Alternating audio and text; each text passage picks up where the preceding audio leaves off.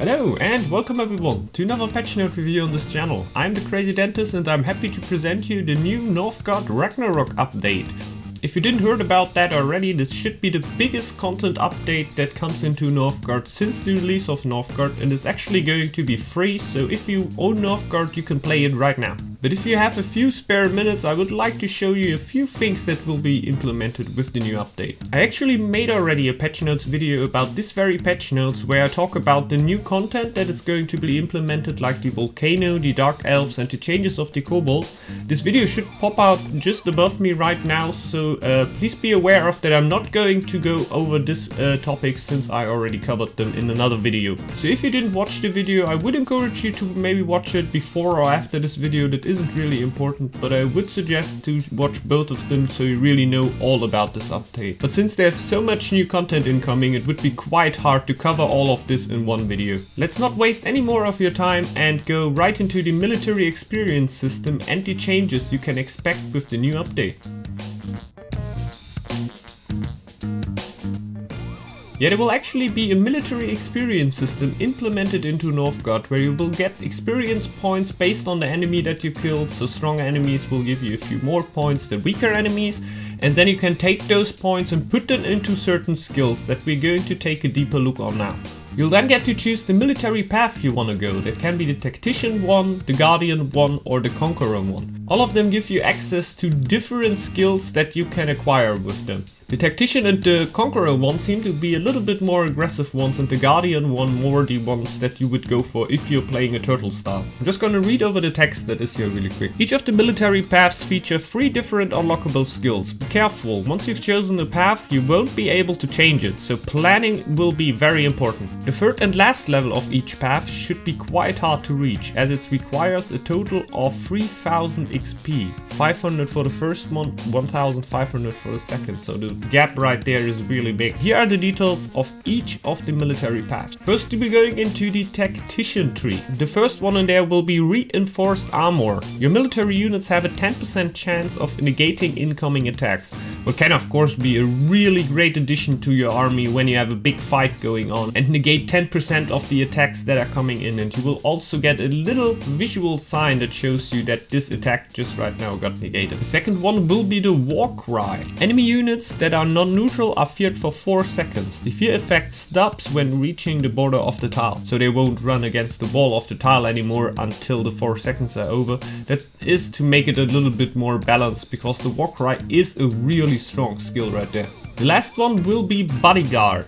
A bodyguard is attached to your war chief. The war chief gains plus 20 attack power and 40% damage reduction. So this already seems to be a quite good offensive skill right there, but I guess that on the Conqueror tree I still have a little surprise for you. The Guardian tree reads a little bit more defensive. Each tower adds plus 1 to your maximum warband or plus 2 if upgraded, and you will also get plus 100% XP for each enemy kill in your territory. And also in allied territory, not to forget. The next one will be suppressing fire. Units within an area that contains an allied defense tower gain plus 30% defense. You gain 1 free tower upgrade every year. So for long games that can of course be insane, and as a defensive player that must be a really good choice. The last one you can choose there is called Call to Arms, and it will make you able to convert your villagers into militias to help you defending a little bit easier. They still can't go out of your territory, but they are quite useful to defend yourself, and of course screaming for the Goat Clan and his brewery strategies. The Conqueror tree is the most aggressive one in my opinion out of the choices, and I think you're going to find out why. First one is War Effort, that lets you choose 1 free military attack out of your lore tree.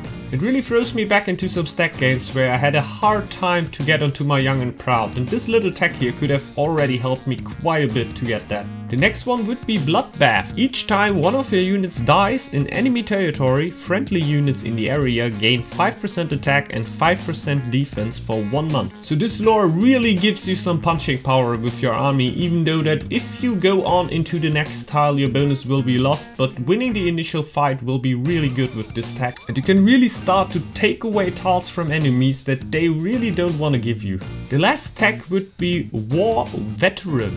Warriors will have plus 20% health, axe throwers will have plus 30% range, Shield bearers will have 30% reduced projectile damage, and skirmishers' damage to watchtowers cannot be repaired. So all over a very strong lore right here, even though it will be quite hard to acquire like all the tier 3 techs that you can get on these trees, because getting the 3k XP is quite hard but certainly possible in long games. The experience table that says you what experience you will get for what enemy is not in the patch notes right here, but it is certainly findable in the Northgard wiki. So I don't want to go too deep into that because that would just take too much time, but I think I'm gonna make a quite specific video just about this. So since we are done with that, let's jump into all the things that got changed in Northgard with the new update.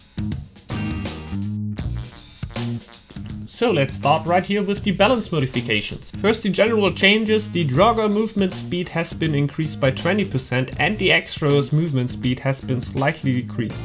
That means it must be now quite hard to actually clear Draugrs with an X-Thrower, if not impossible. I think it's impossible now. I didn't test it out too much, but I'm quite sure that this is the reasoning for that. In balanced maps, Tile get balanced types of Draugr, what is quite important because ranged Draugrs are way harder to clear out than other ones, and if you had 3 not ranged Draugr against 3 ranged Draugrs of your opponent, you already had a quite hard advantage over your opponent. The shipbuilding bonus has been lowered from 30 to 20% to balance it a little bit more out with coinage. I of course like that a little bit because I'm a quite coinage player, but ships will still be very important because they just give you a lot of lore and just a little bit more versatile than the markets at the start of the game. And since they will still give you +2 gold and +1 lore, they will still be a little bit better if both are unupgraded, but I think the merchants will now have a little bit more of an edge at the later stages of the game. The clan balancing will have quite some interesting changes, and we're going to start with the clan of the bear there.